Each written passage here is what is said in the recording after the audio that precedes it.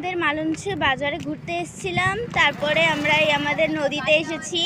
ওই যে মা, এটা হচ্ছে আমাদের মালঞ্চের বিদ্যাধরী নদী। বিদ্যাধরী নদী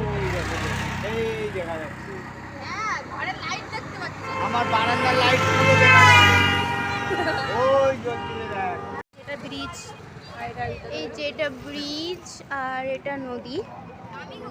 অন্ধকারে খুব ভালো দেখা যাচ্ছে না। ওখানে একটা নৌকা দাঁড়িয়ে আছে, ডিঙি মতো অনেকগুলো গাড়ি আছে পরপর। ওখানে তো ইয়ে আছে, ঘাট, ওই যে ঘাট, নদীর ঘাট। ওখানে নদীর এই যে ঘাট, ওই পারে যাওয়া যায়।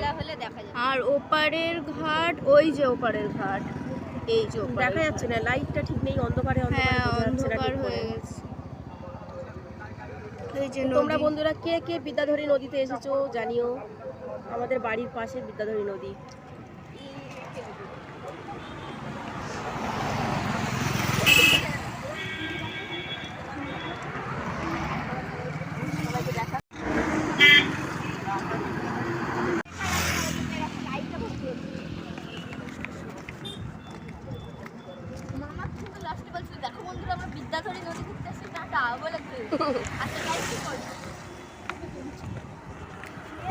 তো এখন নদীটা মোটামুটি অন্ধকার, যেহেতু বোঝা যাচ্ছে না। তো নদীর পাড়ে যে দোকান বা বাড়িগুলো আছে সেগুলো সব লাইট জ্বলছে, সেইগুলোই দেখা যাচ্ছে।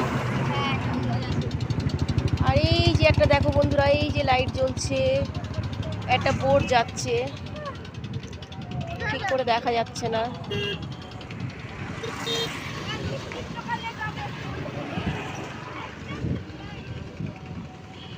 এদিকে ঠান্ডাটা খুব একটা নেই, মোটামুটি একটা হালকা কিছু গায়ে দিলে হবে।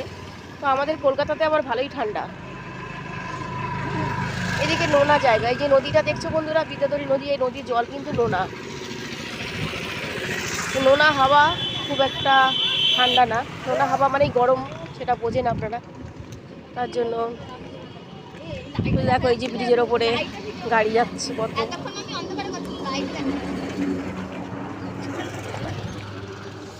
আমার যে বছর বিয়ে হয় এই ব্রিজটা সেই বছরই হয়েছে। তো এই ব্রিজটা আমার বিয়ের পরে পরে যখন হয়েছে, তখন আমার হাজব্যান্ড নিয়ে এসেছিলো এই ব্রিজটা আমাকে দেখাতে, ব্রিজে ঘোরাতে নিয়ে এসেছিল। তখন বয়সটা আমার অনেকটাই কম, আমার সবে সবে বিয়ে হয়েছিল। তখন খুব ভালো লাগতো। বন্ধুরা আমাদের এখানে, মানে আমাদের বাড়ির এখানে মালঞ্চ বাজারের পাশে বিদ্যাধরী নদী আছে। নদীটা আপনাদের কেমন লাগলো, আর নদীর ব্রিজটা আপনাদের কেমন লাগলো অবশ্যই জানাইও। ঠিক আছে বন্ধুরা, তো টাটা। অন্ধকারে ঠিক করে বোঝা যাচ্ছে না, টাটা।